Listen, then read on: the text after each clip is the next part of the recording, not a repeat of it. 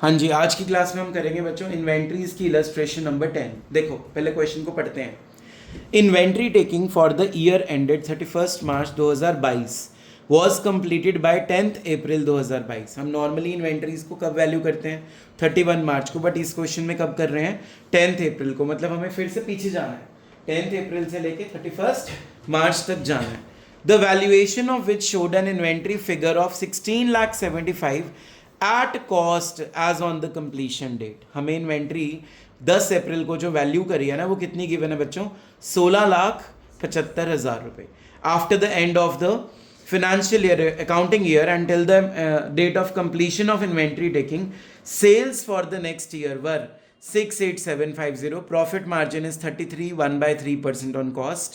तो अब हमें सेल्स गिवन है और परसेंटेज किस पे गिवन है, कॉस्ट पे। तो मैंने क्या सिखाया था, कॉस्ट से सेल्स पे जाने के लिए +1 इन डिनोमिनेटर, ठीक है। तो 1/4 कर देना, प्रॉफिट मार्जिन आ जाएगा। सेल्स में से प्रॉफिट माइनस कर दोगे तो कॉस्ट ऑफ गुड्स सोल्ड निकाल लोगे। समझ में आ गया।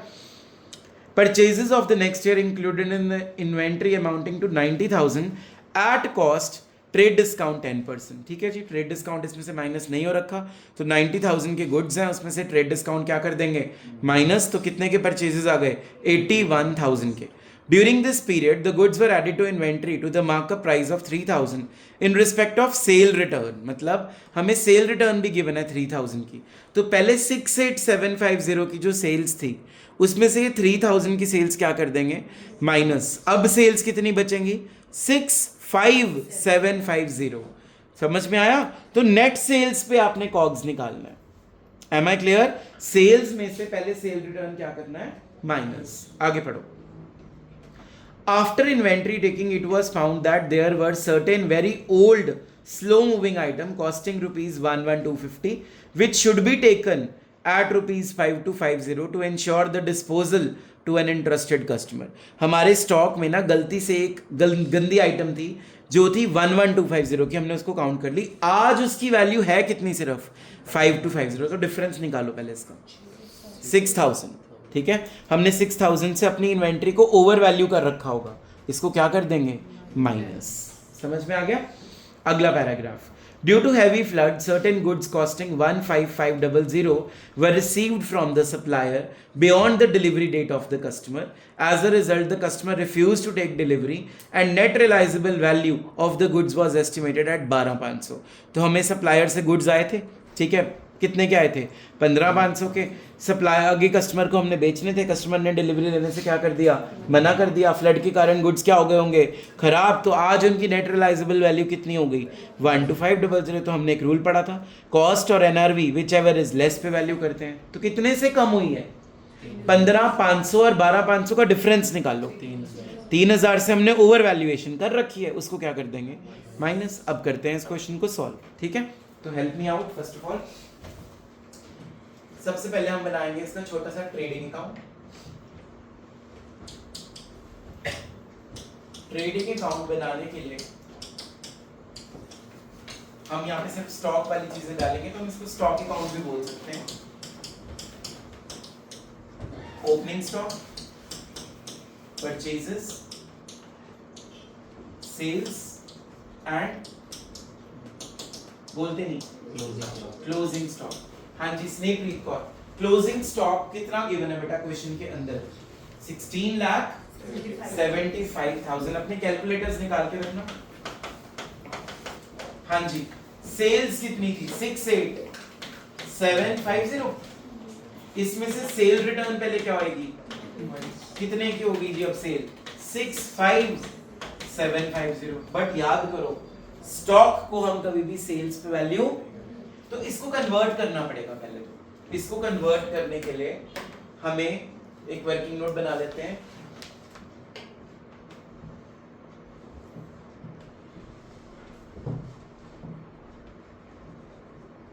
हम वर्किंग नोट बनाएंगे। इसमें पहले हमारे पास थी सेल 65750, 33.33% ऑन कॉस्ट। तो इसको हम ये लिख सकते हैं 33 1/3। तो 33 इग्नोर, 1/3 में 1 ऐड, कितना बन गया ये 1/4। तो निकालो 65750 का 1/4 प्रॉफिट मार्जिन 16,457 3000 16,437.5 ये क्या है? अब ये प्रॉफिट आया तो सेल्स में से प्रॉफिट मार्जिन क्या कर देंगे, क्या निकल जाएगा, कॉस्ट ऑफ गुड्स सोल्ड या कॉस्ट ऑफ सेल्स। बताओ अभी आंसर क्या आ रहा है? 493122.5। ठीक है 49312.5। अब इसको उस ट्रेडिंग अकाउंट में हम लिख देते हैं, सेल्स की जगह पे हम ये अमाउंट लिखेंगे 49310 ले लिया मैंने राउंड ऑफ कर दिया 12.5 रुपीज, 2.5 को मैंने छोड़ दिया, ठीक है। और क्लोजिंग स्टॉक कितना गिवन था स्नेहप्रीत? 16,75,000। ठीक है। परचेजेस कितने गिवन थे बेटा? 90,000। पर उसमें से ट्रेड डिस्काउंट क्या होना चाहिए था? कितने परसेंट था ट्रेड डिस्काउंट? 10%। तो मैंने उसको कितना ले लिया? ठीक है। आप एक काम करो, 2.5 रुपए राउंड ऑफ मत करो, 12 रुपए राउंड ऑफ कर लो, 0.5 छोड़ दो, निकाल लो जरा ओपनिंग स्टॉक निकालो। आप छोड़ सकते हो, 10 रुपीज भी ले सकते हो राउंड ऑफ में, कोई प्रॉब्लम नहीं है। पर आप 12 से निकाल के बताओ पहले आंसर क्या आ रहा है। 1643,312।